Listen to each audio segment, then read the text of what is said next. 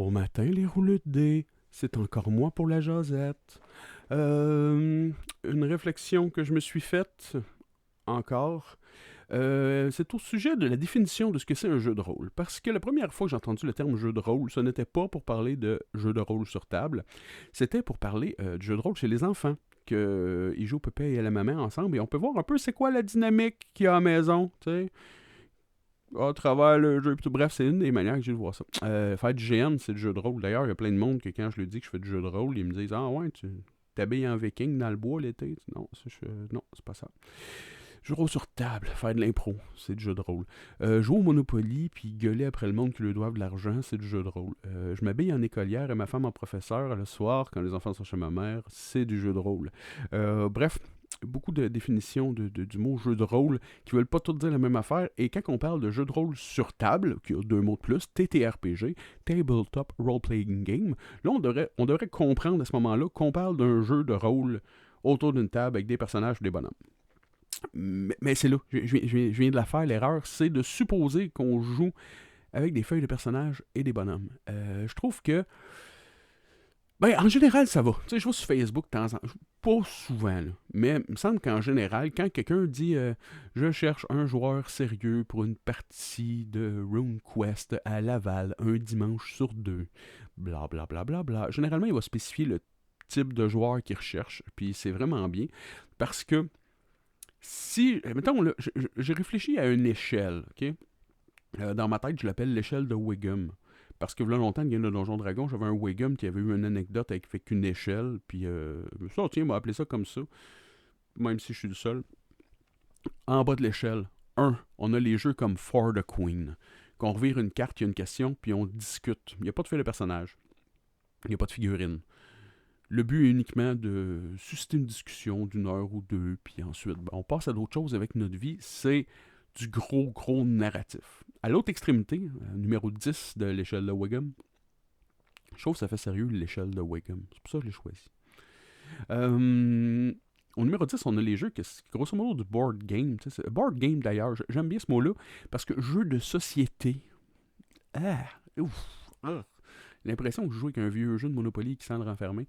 Jeu de société ou jeu de table, moins pire, mais n'empêche, board game, je trouve que ça dit ce que ça a à dire. Si vous avez d'autres termes, veuillez me les écrire en commentaire. Donc, numéro 10, ce serait les board games. Je pense, mettons, à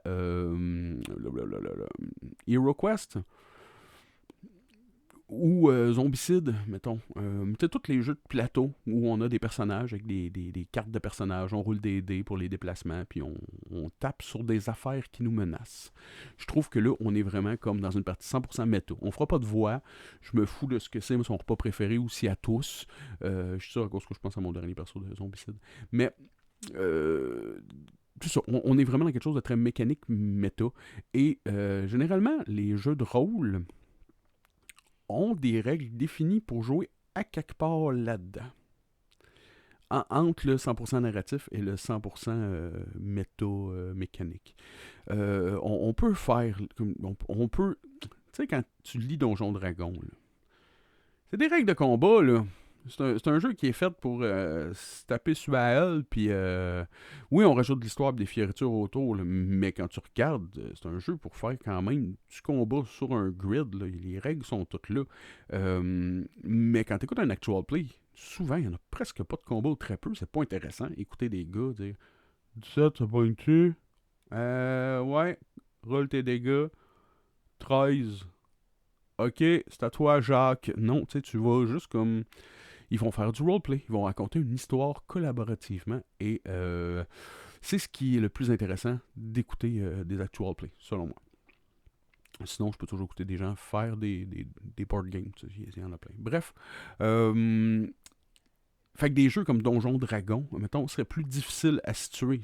Dans ma tête, il serait quelque part entre 4 et 7, peut-être même 3 et 8, dépendamment de l'utilisation que tu en fais. Je ne vais pas y aller trop dans les détails, mais d'après moi, si tu joues à Donjon Dragon au niveau 3 de l'échelle de Wiggum, c'est-à-dire vraiment très très narratif, là, d'après moi, c'est peut-être plus le bon jeu pour toi. Écris-moi en commentaire, on s'en rejoint. Mais c'est ça. Puis, fait qu'il y a des jeux que tu peux jouer de différentes manières, différents joueurs. Je dis ça juste parce que je trouve que ça simplifierait un petit peu les choses quand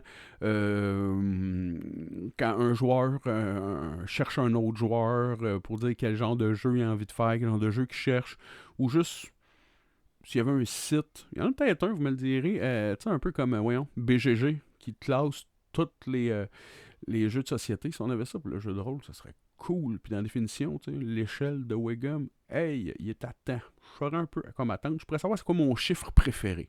Parce qu'honnêtement, dans le jeu de rôle sur table, je suis quelqu'un qui est beaucoup plus narratif que simulationniste ou whatever. Mais malgré tout, j'aime avoir une feuille de personnage.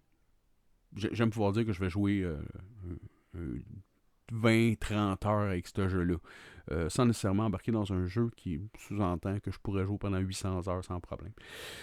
Donc voilà, c'était une petite réflexion comme ça que je me faisais de quelque chose que j'aimerais. Quelque chose qui catégoriserait les jeux un peu plus facilement pour s'y retrouver. That's it, les roulettes de dés. On se revoit bientôt. Ciao, bye!